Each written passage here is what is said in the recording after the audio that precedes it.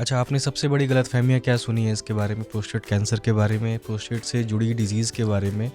जैसे कि मैं एक वेबसाइट पे पढ़ रहा था कि उसमें क्वेश्चंस आए थे कि क्या मास्टरबेशन से आपको प्रोस्टेट कैंसर हो सकता है? देखो, ये एक मिथ है, सबसे बड़ी मिथ है कि मास्टरबेशन से हमें यूरिन रिलेटेड, सेक्स रिलेटेड या प्रोस्टेट रिलेटेड प्रॉब्लम्स होती हैं। रादर ये देखा गया है कि जो लोग नियमित इजैकुलेशन करते हैं या मास्टरबेशन करते हैं, उनको प्रोस्टेटाइटिस नाम की जो बीमारी है वो कम होती है, क्योंकि वो हम नियमित रेगुलर इंटरवल पे सीमेन इजैकुलेट करते हैं, सीमेन अंदर इकट्ठा नहीं कलेक्ट नहीं होता, तो उस करके वो जो प्रोस्टेटाइटिस नाम की बीमारी है वो कम होती है।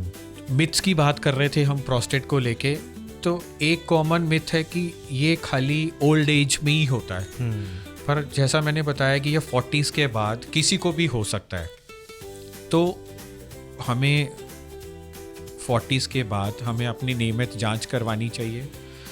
दूसरा एक कॉमन मिथ है कि इसके हमेशा सिम्टम्स आते हैं। हमने डिस्कस करा है कि फर्स्ट और सेकंड स्टेज प्रोस्टेट कैंसर में जनरली कोई सिम्टम्स नहीं होते हैं, तो वो एक मिथ है। तीसरा एक मिथ है कि अगर हमारा PSA बढ़ गया तो वो खाली कैंसर में ही बढ़ता है। हाँ, ये भी एक मिथ है। पर ऐसा होता नहीं है, क्योंकि जो नॉन कैंसरस प्रोस्टेट की बीमारियां हैं उसमें भी PSA बढ़ जाता है, इन्फेक्शन में भी बढ़ता है, BPH में भी बढ़ता है। तो इसके लिए PSA बढ़ने से डरने की ज़रूरत नहीं है, उसको फर्दर इन्वेस्टिगेट करने की ज़रूरत है। और बहुत बार देखा जाता है कि कैंसर नहीं होता PSA बढ़ने से।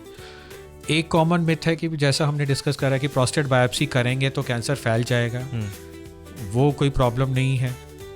ये मिथ है कि प्रोस्टेट कैंसर हो गया तो ये हमारी ज़िंदगी का एंड हो गया, ऐसा नहीं है। मैंने बोला आज की डेट में फर्स्ट और सेकंड स्टेज में तो हम इसको क्योर ही कर पाते हैं, और थर्ड और फोर्थ स्टेज में बहुत इफ़ेक्टिव ट्रीटमेंट है जिसको हम कंट्रोल करके रख सकते हैं, और सालों साल कोई प्रॉब्लम नहीं होती है।